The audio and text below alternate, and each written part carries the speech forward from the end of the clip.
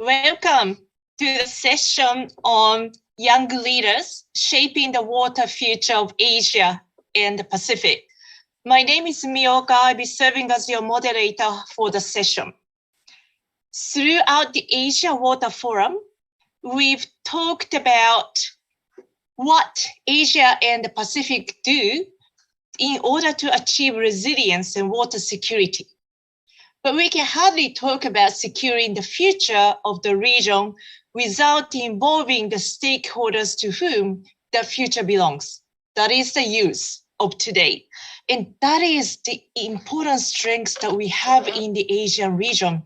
Because according to the UN, there are 2 billion individuals under the age of 30 living in Asia and Pacific. This demographic represents about 50% of the global youth population. Young people, and I hope I'll be counted as a part of young people, and are contributing the water sector by kickstarting businesses, establishing social enterprises, launching online campaigns, and contributing into achieving SDG 6.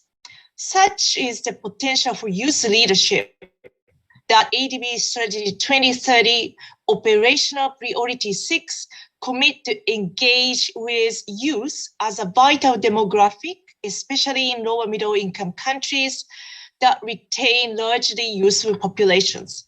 But what does this mean for the water sector? To discuss the topic in a meaningful manner, we've invited the 3 lead rapporteurs of Asia Water Forum to speak on this panel. First, Dr. Isabella Espíndola, Membership Engagement Officer, International Water Association, and Ms. Niti Jadeja, Postdoc Researcher, Ashoka Trust for Research in Ecology and Environment, and Ms. Rihanna Gonzalez, Water Resource Specialist, Youth Engagement, Global Water Partnership. I'd also like to acknowledge our young water professional rapporteur for this session, Ifeanyiwa Luciana Nuanco, environmental geologist, International Committee of the Red Cross. First of all, thank you, 3 of you, for serving as lead rapporteurs throughout the Asia Water Forum. You prepared for us a summary and highlights for each of the 4 focus areas. Isabella, I will ask you to speak about 3 minutes on the focus area 1, water as a sustainable resource. And then we'll be followed by Niti and Rihanna. Please, Isabella. Thank you, Mia. So the focus area 1 discusses topics related to governance and planning for water security, decision support for efficient water utilization, financing, private sector participation, stakeholder engagement, innovative technology for optimization and resilience in the water sector, and nature-based solutions and integrative perspectives. The discussions highlighted that water plays a vital role in our society, shaping our interactions not only among human beings, but with nature itself. Despite the quest and international commitment for universal and equitable access to water and sanitation, water resources are still a complexity and cross-cutting issue in our society.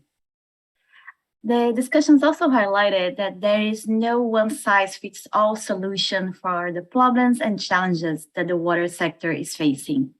However, it is important to keep sharing different experience and knowledge from different contexts. And among the examples that were shared by the presenters, I have to highlight the nature-based solution, the nexus of water, energy, food, and ecosystem, the integrated urban water modeling, and the water resources ecological footprint model. Regarding the nexus of water, energy, and ecosystem, a key point was made during the session that the nexus should be incorporated in future water-related policies, management, and adaptation strategies. This will help to enable practitioners, researchers, and policymakers to think beyond sectors to ensure access to water, energy, and food to all. In transboundary settings, incorporating the nexus can reduce friction between countries, greatly enhancing the water, energy, and food security in reparting countries. The discussion also highlighted that water governance and management also depends on better partnerships between all stakeholders to mobilize, finance, and sustain efforts for ensuring water security and resilience to all. Our society needs to identify potential pathways and customize solutions to achieve this. Finally, the discussions highlighted that climate change remains as one of the main challenges for our society. Its effects and consequences are shaping our lives and the future of our human society, demonstrating that climate change is a cross-cutting issue. When it comes to water resources, climate change is impacting all hydrological systems, leading regions and countries to face too much or too little water. This is the main reason why water governance and management practice need to incorporate approaches that consider and integrate climate change approaches on it. Mia, back to you.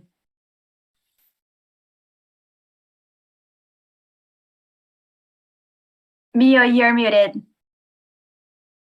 Sorry. Thank you. Thank you. Thank you very much, Isabella, for nicely summarizing those points. And Niti, please go ahead on the focus area 3, productive water in agriculture and the economy. Thank you. Sure. Thank you, Mio. The focus area on water productivity covered assessment as well as ways of enhancing economic value of water, water energy food nexus, water reuse, means for linear to circular economic transition, finance opportunities, and involvement of the private sector. I bring the key messages from this subject in the form of 4 Ds. First, data. One of the key takeaway was the importance of big data in supporting knowledge for decision support systems, efficient farm management systems. Examples also included micro irrigation project from India, fish ladder technology from southern Laos, water productivity of rice systems using remote sensing in Sri Lanka. These and other examples from Ghana, Nepal, Netherlands, Sweden, and UK demonstrated ways in which technology and data integration can increase water productivity. Second, decision-making. Interlinkages of the water energy food nexus discussed their utilization and their spatio-temporal variabilities. It was pointed out that geography like that of Asia requires the decision-making be based on both top-level management through international coordination of governments, as well as bottom-level stakeholder involvement from local arenas. Improved performance of these water energy food nexus initiatives in Asia promises a better future, especially for the marginalized communities. Third, diverse disciplines. Discussions on economy were not limited to water. The circular economy-based approach was inclusive of preserving natural resources, energy, carbon footprint, asset management, climate, and community. These discussions led to call for interdisciplinary action in achieving circular economy while acknowledging that quality, safety, and agronomic value of wastewater reuse and nutrients recovered remains a concern. We witness examples of community engagement, such as the Purple Pipes project, which was implemented for wastewater reuse in drought-prone Aurangabad city of India. It actually laid down the roadmap for interdisciplinary action in water management. And last, DOE. Pardon my slang, I mean finances. Innovative financing and technologies by private sector can benefit the farmers who are the main actors in water usage in agriculture. Innovation should be incepted to farmers, but with minimum disruption. With advancements of technology rises the need for capacity building. Thus, the innovations that address the challenges faced by the farmers and that deliver the solution through the simplest ways are crucial going forward. Additionally, the questions around strengthening the rate of return on the investments in cold storage, how can the emerging farmers take part in climate resilience, and how to cope with the challenges and threats of the fee-for-service model. For example, the reduction in demand, increasing natural disasters, were also brainstormed in this session. I'll stop speaking there and over to you, Mio.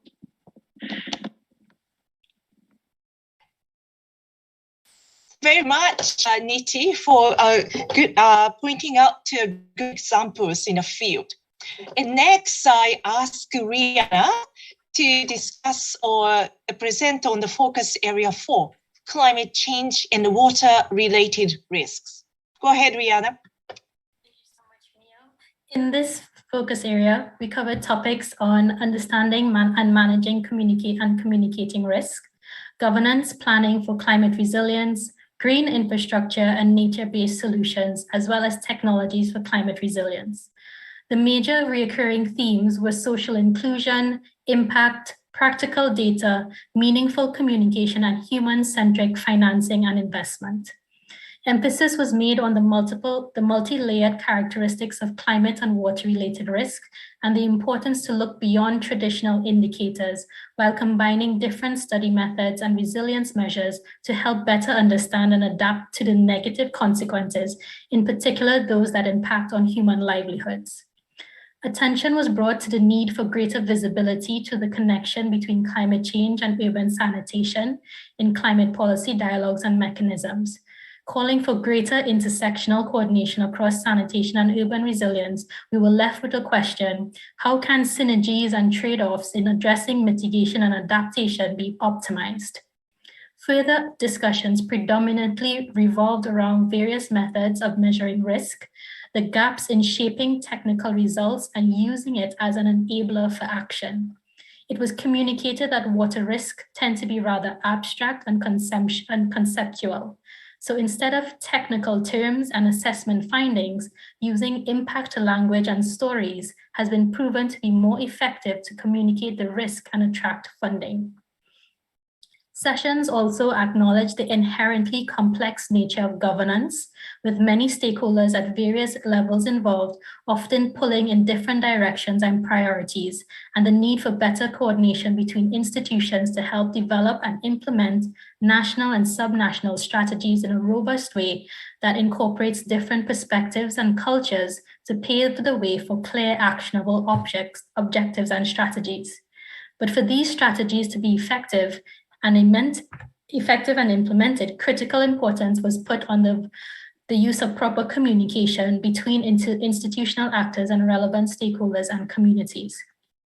Fragmentation and inconsistent coordination in national and international governance can result in confusing and conflicting information. And this point brought up a comparison between areas that may be over and under governed. A key point was made on water security and scarcity not being only a technical problem, but also a social and political problem.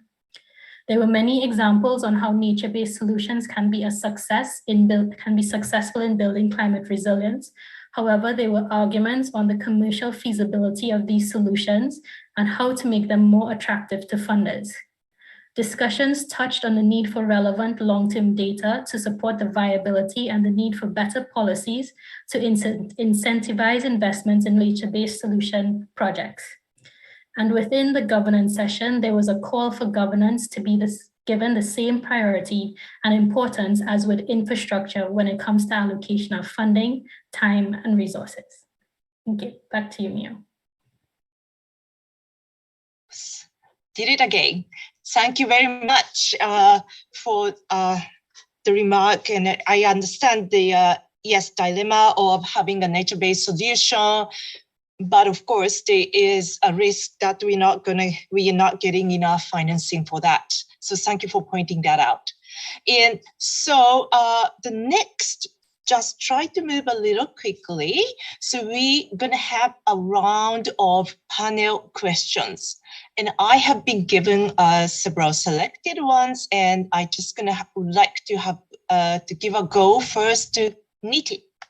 So in your home country of India, virtual water, I see it all meaning like the 75% of water usage is spent on the agricultural product or the producing agriculture.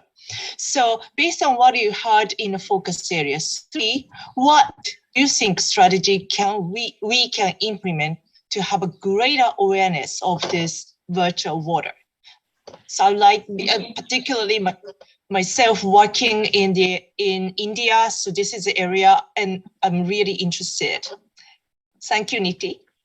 Thanks, Leo, for the question. That's a really important one. In fact, the term is quite new for a lot of participants, including me, who didn't have a clear understanding of what it meant. So I'll start with saying that unlike various forms of energy generation, water cannot simply be created where it is needed.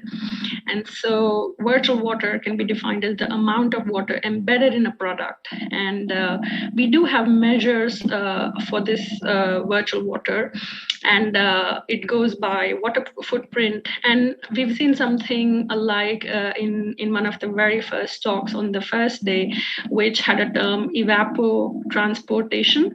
And this is data that assesses temporal and spatial variation in crop production.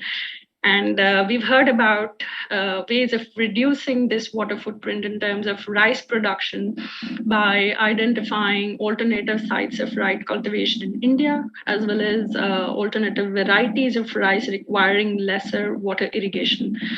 So this also led to conclusions that highlighted that there was a need for stable trade policy regimes, as well as the need to extend the concept of water conservation to include strict monitoring of virtual water. And the other sessions where this terminology came up also concluded that countries and states should learn to invest their energy and water resources in production of optimum cash crops, which can help conserve their energy and natural resources. So, yeah. Thank you very much, Didi. Actually, yeah, this is a very interesting and important insight, which myself try to promote water use efficiency in agriculture. But of course, the communication is important, and also switching cultivation into cash crop is a very important, which again, a lot of challenges there, but this is something we need to do, of course. Then also we try to ask farmers to pay for the water too, because it's, again, the resource is limited. And also they switch the production to the cash crop. So our theory is that they should be able to pay or afford. So this is a kind of practice we've been trying to expand in country like India. So let's see how that will go. But it's very important that you mentioned the point on the importance of monitoring. And nobody has a common ways of doing that. So I think this is the area as an ADB, we should be able to start studying. That's a very important point. Thank you very much. Okay, next, Isabella.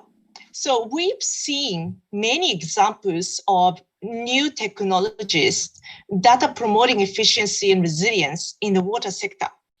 How can we encourage more young innovators to develop more of these technologies and solutions? Can you give light to this?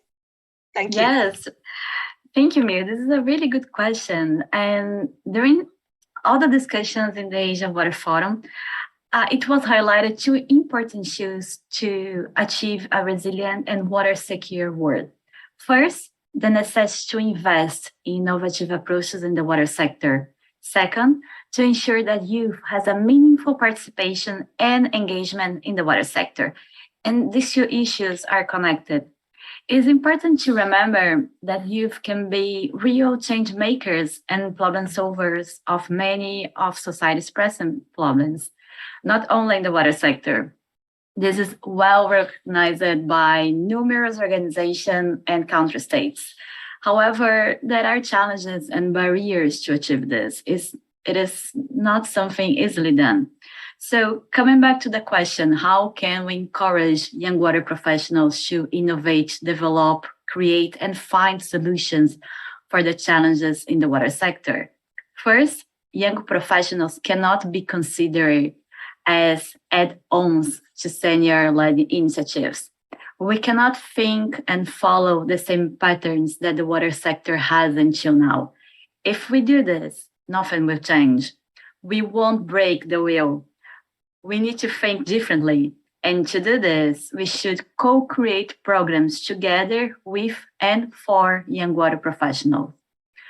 From the International Water Association viewpoint, we understand that it is imperative to invest on young water professionals by preparing more and young water professionals in an ongoing regimen and creating opportunities for them to develop their professionals and leadership skills, developing targets and well-designed opportunities for them to fulfill their professional and personal aspirations.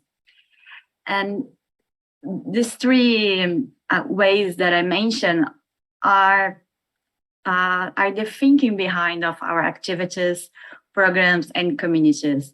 We created a space where our members can share knowledge, learn from one another, and inspire innovations in the sector. Back to you, Mia. Thank you, Isabel.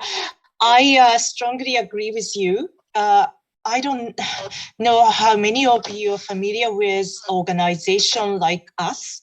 When I joined ADB, say about 20 years back, most of technical experts are in their 50s. So, and also we expect a new staff to join ADB at the age of 40 something. So as I became a director, I wanted to change that direction. So, and we started to engage staff at the early 30s so that I have to say it's a success because they learn quickly and also they bring new ideas into organization. And, why not testing the new thing? And also they can start working on the different data like digital. And they can do it so simply while we as older people may struggle in this kind of subject. So I do understand what you mean. And I'm trying to advocate this within the organization as well. Thank you, Isabella. And Rihanna, so, since ADB is a regionally focused organization to Asia, since you come from Trinidad and Tobago, and many challenges faced by Caribbean countries like those facing the Pacific, but I really would like to learn from you. So, how are climate adaptation strategy different for small island development nations? Because I'm sure, and I work in a country like Maldives, so I like to see how that can be practiced or applied in the context of Asia. Thank you, Brianna. Oh, that's a perfect question. And it's something that I could definitely speak to personally.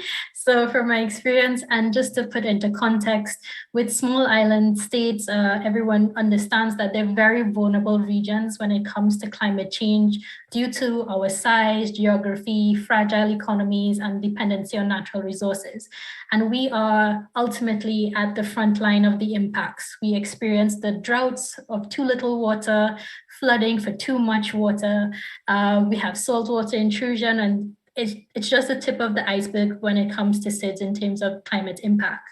The difficulty is that when we're trying to recover from one disaster, another one is waiting around the corner, and we barely have time to breathe in between. So not only do we have to deal with climate change, but we also have other social issues that we have to deal with as well. And this is what can make adaptation strategies more difficult when compared to other regions.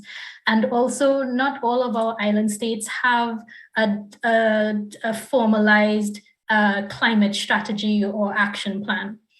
When it comes to adaptation strategies, we need to pay particular attention to scale, urgency, implementability, and access to funding. We're so small that the global data and forecasts are either an overestimate or underestimate. So it's difficult to create strategies based on relevant, applicable data, and also if we have access to it. To overcome this, we usually do regional frameworks that tend to be developed through provision, through support and coordination at national levels, with the extent and focus across the different 3 SIDS regions, due to varying the similarities mentioned previously. In the Caribbean community focuses on providing a framework for improved integration and cooperation at a political level. And the Caribbean Community Climate Change Center, the 5Cs, provides practical support and coordination. Whereas I understand in the Pacific region, the Framework for Resilient Development for Pacific brings together adaptation, mitigation, and disaster reduction into a single coherent regional framework. And also the Secretariat for the specific Regional Environment Program also leads regional level adaptation in the region. And it's also supported by the Pacific Community and the University of South Pacific. So this enhanced regional coordination has led to the development of tools, web portals to support the adaptation leading to greater action on the ground. So what I've seen for these adaptation strategies is the importance of also the NGOs, grassroots community collaboration for the implementation, knowledge sharing, and capacity building that turn these strategies into action.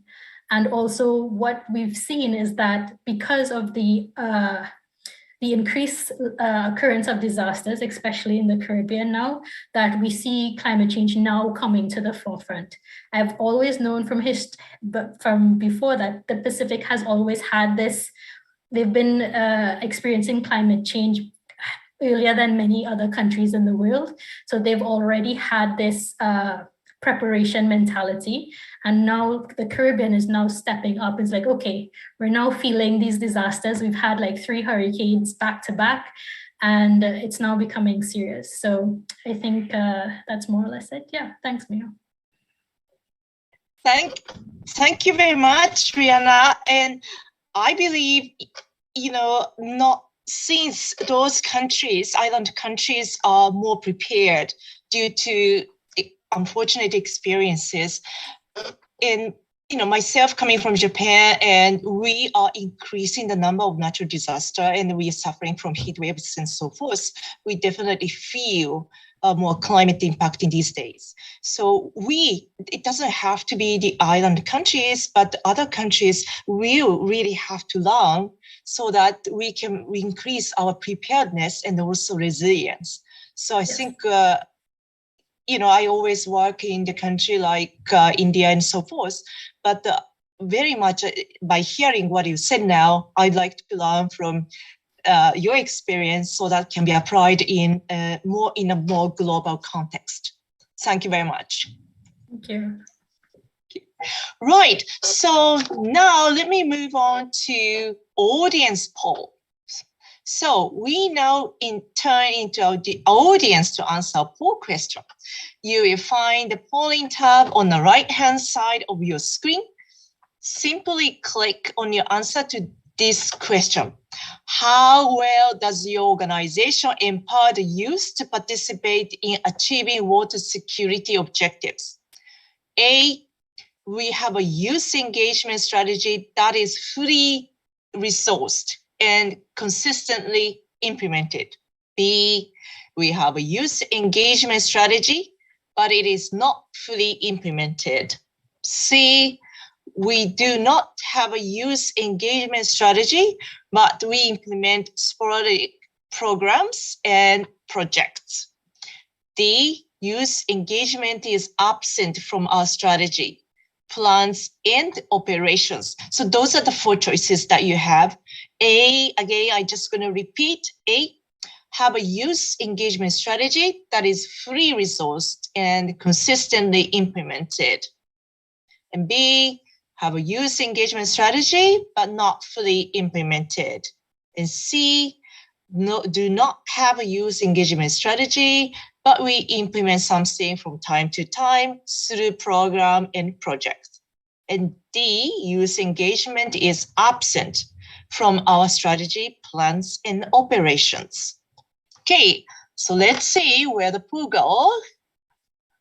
Not the poll goes. All right, so let me.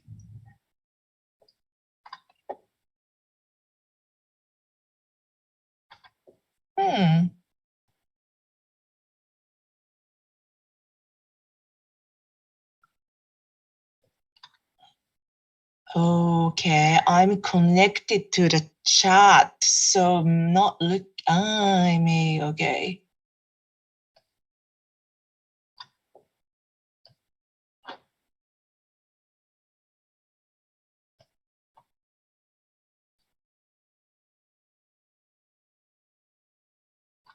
Okay.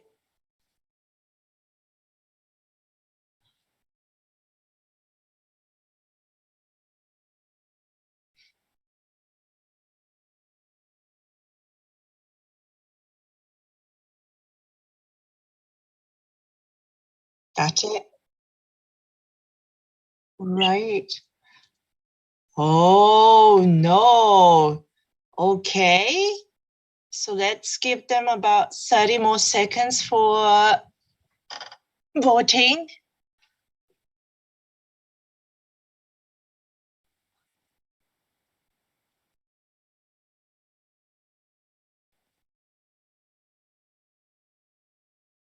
Okay, I think we are set. So let me share with you the poll result.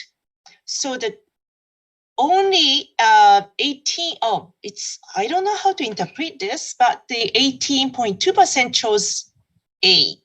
So we have a youth engagement strategy that is fully resourced and consistently implemented.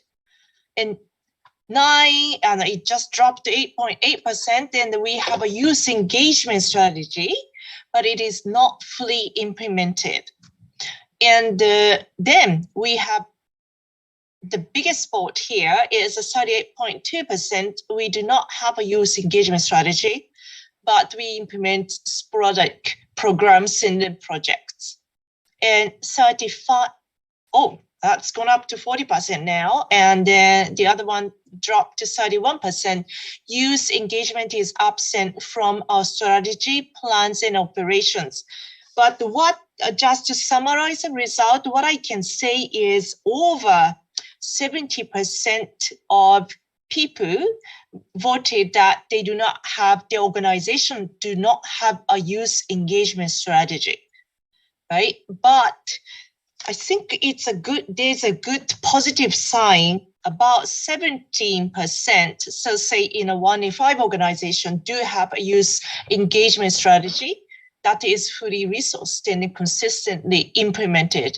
And I really hope that ADB will look into this. So, and I believe currently we are at the area very close to belongs to the majority, of about 43%, or we do not have a youth strategy, implement sporadic programs and projects.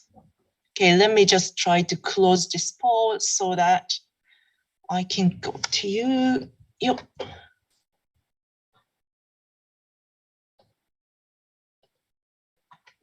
Okay, so, right. So you had the poll results. And then based on this, I would like to have a round of questions to our panelists again. So because again, I'm in a position to how to improve this. So I'd like to learn from you. So let me start from Isabella this time. So you led the organization of the Global Emerging Water Leadership Program of the International Water Association. Can you share, please, how this global network of young water professionals has helped to achieve sector outcomes, and particularly SDG 6, please? Isabella, over to you. Thank you, Miyu. The International Water Association is a membership-based association that connects water professionals from all over the world. We aim to contribute to a world in which water is wisely sustainable and equitable managed. Sorry. And in order to do that, the association steps to nurture, catalyze, and deliver innovative solutions, which in turn contribute to help the sector reach the SDGs. Sorry, I'm recovering from a cough, and this is speaking a lot still hurts my throat a little. Sorry for this. At the same time, we recognize that young water professionals will play a crucial role in the future of the water sector. And this is one of the main reasons why we believe that we should promote them and we should ensure that they are at the forefront of the design, development, and implementation of the current and future changes process, and that they should be involved, if not leading, the discussions on how to achieve the SDG 6. Young water professionals can be effective change makers and problem solvers, as I mentioned before. Our YWP community is leading the change. We are supporting and strengthening the participation of young water professionals as one of the actors in the management and governance of water resources across boundaries. And this is connected with the SDG 6.b. We are contributing to capacity building by supporting activities related to water and sanitation with engagement opportunities, such as our upcoming World Water Congress and exhibition. And a good example of young water professionals leading the change are the winners of our IWA Young Leadership Award. The Young Leadership Award is granted to an exceptional water professional aged 35 or younger who has demonstrated significant achievements in his or her career.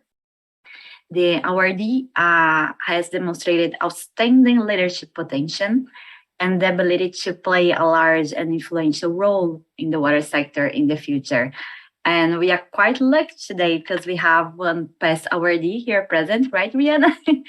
And this is a perfect example of a young water professional that is contributing to change the water sector and to achieve the SDGs.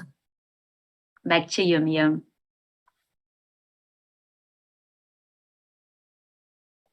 Sorry, muted again. Thank you very much.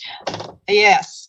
So I will carefully write it down. This is very important. And also how to grow the young professionals so that they can continue to make a contribution in the sector. Thank you. Niti, as the poll results shown, some organizations are struggling to incorporate youth engagement into their strategy and plans. How can we encourage leaders of water sectors organization to make this a priority? That's one thing. Also, another question is, India is a diverse, and we do have a importance of inclusion of many marginalized groups as well, right? So, we are fortunate to have an all-women panel today, but, sadly, this kind of representation is not the default across the water sector. And so it doesn't have to be only the matter of gender diversity. So what are the hurdles of diversity and inclusion in the water sector that people like myself or working NDB should be looking at? And what are the hurdles that we need to focus to overcome in the near and in the long term? Sorry, too many questions, but I appreciate to hear your thought. Thank you. Absolutely, Miyuka. These are the much needed conversations. So as you were raising your questions, I got reminded of a survey study that I read about. It was conducted by United Nations in 2012, and it was for system-wide action plan for youth involving young participants from more than 180 countries. And this survey actually highlighted that young people lack trust in government institutions. And this, of course, hinders the civic engagement and reduces any chances of youth involvement in decision-making. So I would say this really highlights the need for more platforms like the one that we're participating in right now. Believe it or not, when I had posted about the session and people in my network, my friends had seen this all-women panel, and I was met with so many surprises that, oh my God, this is an all-women panel. And usually, very correctly, as you said, we struggle to even get 50% of speakers for both genders in India. So all the congratulations to the amazing team here. And so, as I said, we acknowledge the need for more platforms and such a stage that can facilitate coordination and provide possibilities for exchange and support within and across organizations and institutions. So this week, I would say we've seen Asia Water Forum has conducted sessions that were led by young voices. And the same is true for the network of young water professionals of IWA, as well as OWSD, the Organization for Women in Science in Developing Countries. So these are a few, but there is a need for many more like these, and providing ideal platforms for engagement and action would be key to securing youth engagement in strategy design, planning, and policies. Additionally, I would also mention overall change in perception that is respectful of the voice of young people would also accelerate the engagement of young professionals, I think. So over to you. Thank you, Rita. I cannot agree more. Yes, also change of perception is so critical. And also, we every day on daily basis, we struggle how to do it. But this is something we should continue to aim at. So very important point. Thank you very much. And now turn to Rihanna. So what is the key leadership trait or skill that you would encourage your fellow youth to develop in order to become an effective leader in the water sector? Over to you. Thanks, Mio. That is quite a question to answer. But earlier today at the youth leadership session, there was a presentation that was made by Andre Taylor from the International Water Center. And his presentation actually inspired and added to my answer today. So let's start with, as we like to do usually, a quote. There's a popular quote that states, leaders are not born, they're made, and they're made just like anything else through hard work. And this is the mindset that is needed for any leader to understand, because leadership is not a position that you get, but it's a process of lifelong learning that has direction, commitment, and is aligned to a purpose. And this purpose leads to another leadership trait. You need, as a young person in particular, you need to have a strong understanding of the why you want to do what you want to do. What is your purpose? Many people speak of passion and that you need to do it with passion, but passion is most likely sometimes all about you, what you want to do, what makes you feel good, what you're good at, while purpose is more about others. How can you affect others? And so this is where I think it's very important as you move into these leadership roles, sometimes you're thrust into them, to understand the why and the purpose that you want to move forward in this space. Another thing I would like to highlight is the understanding that influence and power comes in many forms. In a leadership role, you'll be able to make, you are meant to influence people, to bring people towards you, to create change. And this can be in the form of a champion who mobilizes. This could be a thought leader that inspires, a defender that speaks for the voiceless.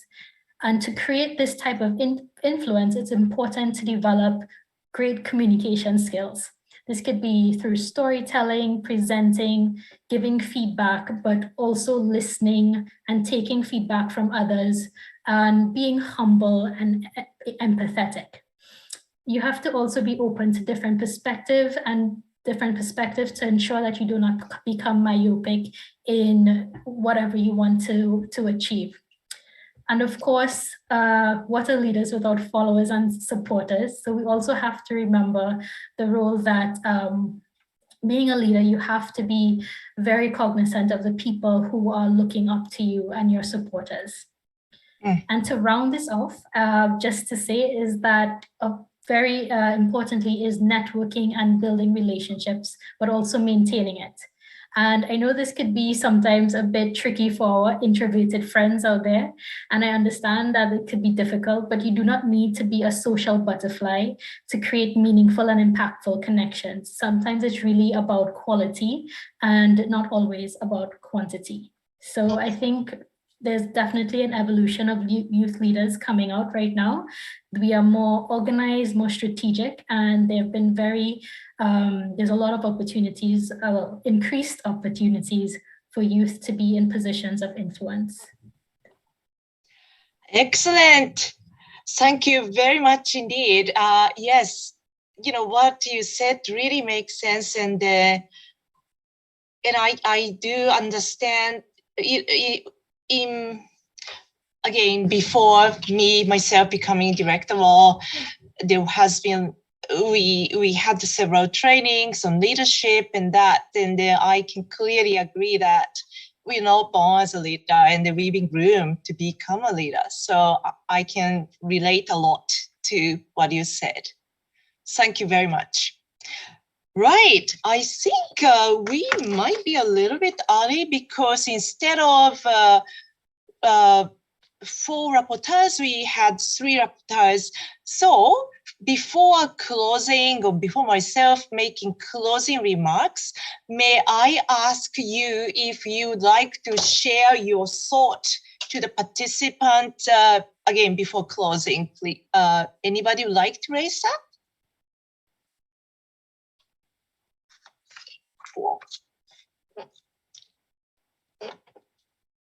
No. Okay, so when I describe this, so please feel free to come in, right?